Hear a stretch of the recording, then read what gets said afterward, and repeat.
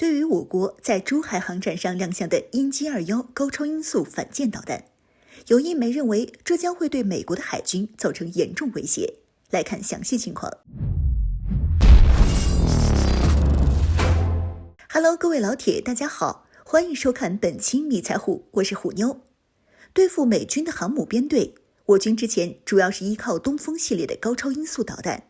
如东风17、东风21D、东风26。东风21D 更是有着航母杀手的称号。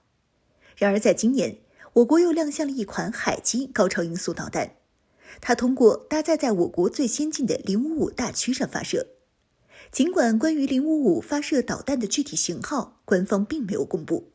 但是不少专家都认为它就是鹰击21高超音速反舰导弹。因为它从外表上来看，此款导弹有着一个双锥体弹头和气动舱，战斗部和东风21D 十分相似，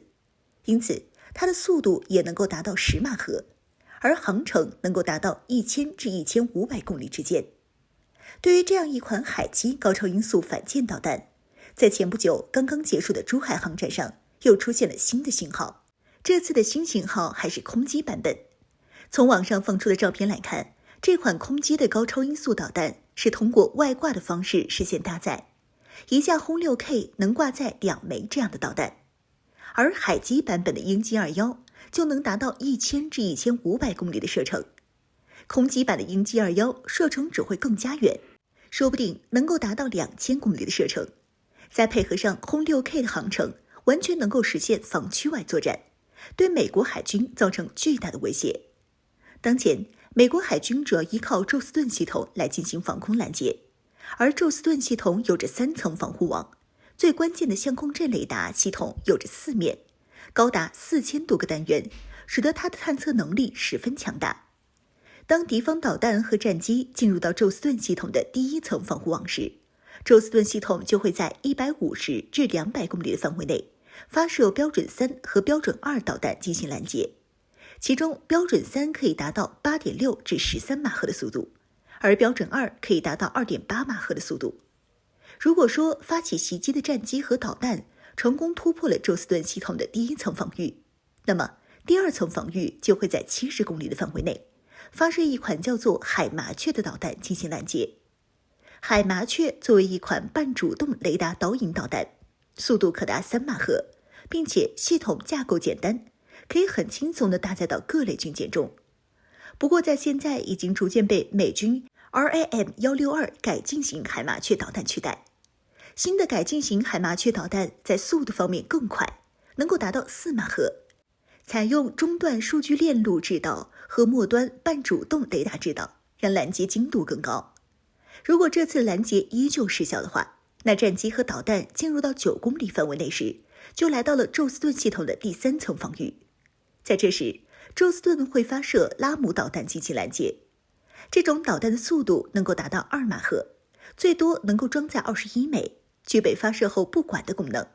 在近防拦截成功率上非常高。在这时，军舰上的电子战系统也会启动，发起电子干扰战机和导弹的打击精度。想要对付美国海军的宙斯盾系统有2种方法。第一种方法就是打击数量超出宙斯盾系统的拦截能力，这一点十分困难。在火力全开状态下，宙斯盾系统可以每隔1秒就发射1枚导弹，并且还能同时发射9至12枚导弹，来对5个不同方向的目标进行拦截。保险一点的话，就需要16枚反舰导弹同时发起突袭。就拿一架轰 6K 挂载2枚导弹来计算的话，就需要8架轰 6K 才能达到这一点，并且还需要保证在进行打击时不受电子干扰，还有敌方战机和导弹的骚扰。而第2种方法就是依靠速度来突破宙斯盾系统的防御。而高超音速导弹被称之为世界上没有任何防空系统能够拦截的原因，就是因为它的速度太快。虽然标准3导弹的速度也能够达到10马赫，但那是在末端，在发射前期还需要火箭发动机来提供动力，并不能够达到高超音速。而鹰击21高超音速反舰导弹在发射时的速度就远超它，因此美军才认为这款导弹会造成巨大的威胁。特别是中国现在还有着海基、陆基、空基3种发射方式的高超音速导弹，这让美国海军的宙斯盾系统更加防不胜防。更为重要的是，在本次的珠海航展上出现了一款鹰击21的模型，上面的标注是 YG21E， 这个标注可不是什么改进型，而是我国专门用于对外出口的外贸型。这个外贸型的鹰击21导弹从外表上来看，体型要比我国之前亮相过的鹰击21要小上一大半，想必是为了遵守武器出口条约中不能超过300千米的限制，并且在性能上也稍微削弱了一点，速度可能在6至8马赫。但即便是这样，也能够对美国海军造成严重的威胁了。谁知道那些购买了这款导弹的国家会不会进行一些魔改，把威力变得更大，成为专门打航母的这种超级导弹？拥有全球最多航母的美军可是很惦记这事儿。